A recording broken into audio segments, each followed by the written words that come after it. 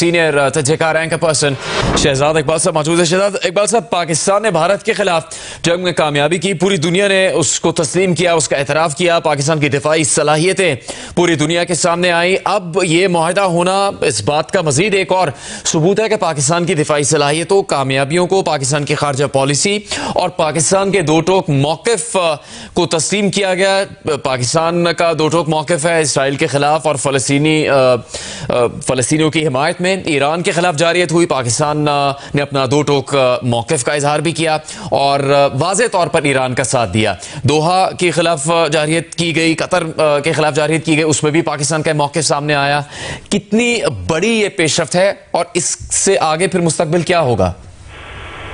जी जुनैद, बहुत शुक्रिया। मेरे ख्याल से एक बहुत इंपॉर्टेंट और बड़ी पेशरफ्त है। दोनों ममालिक के दरमियान ताल्लुकात तो मिसाली है बहुत अरसे से, चाहे वो ट्रेड हो या हमें जब भी जरूरत होती है माली तौर पे तब भी सऊदी अरब जो है वो पाकिस्तान की मदद को आता है। और पाकिस्तान माजी में जो है वहां पे जाके उनकी अपाची की ट्रेनिंग वगैरह ये सिलसिला तो चलता रहे, लेकिन अब इस किस्म का मुआहदा होना कि किसी एक मुल्क पे हमला दूसरे मुल्क पे हमला तस्वर किया जाएगा और मुश्तरका तौर पे जो है उसको डील किया जाएगा, मेरे ख्याल से ये एक बड़ी पेशरफ्त है दोनों ममालिक के ताल्लुकात के दरमियान। और ये शो करता है जो पाकिस्तान का हमेशा मौक़िफ़ रहा है कि सऊदी अरब बरादराना मुल्क है पाकिस्तान का, तो आई एम श्योर ये जो ताल्लुकात है इससे मजीद मजबूत होंगे।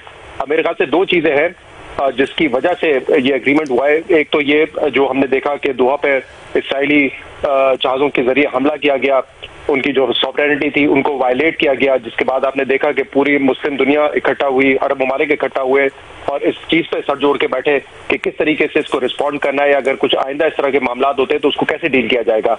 तो इसमें इन दो ममालिक ने तो पहल की है और एक अलायंस के तौर पे ये सामने आए हैं। हो सकता है कि आगे जाके पाकिस्तान के साथ दूसरे ममालिक भी इस किस्म का मुआहदा करना चाहे या कोई और एक मल्टीलैटरल तौर पे जो है ये ममालिक आपस में भी मुआहदा कर सकते हैं। तो मेरे ख्याल से एक तो ये दोहा पे जो अटैक हुआ वो वजह थी, और दूसरा जो पाकिस्तान ने अपनी दिफाई ताकत कुव्वत दिखाई है इंडिया के सामने, जिसमें पाकिस्तान को कई ममालिक की तरफ से ये मशवरा था कि इंडिया एक बड़ा मुल्क है, तो अगर वो कोई गुस्सा निकालना चाहता है तो आप रिस्ट्रेन करें वरना मामला बहुत एस्केलेट हो सकते हैं।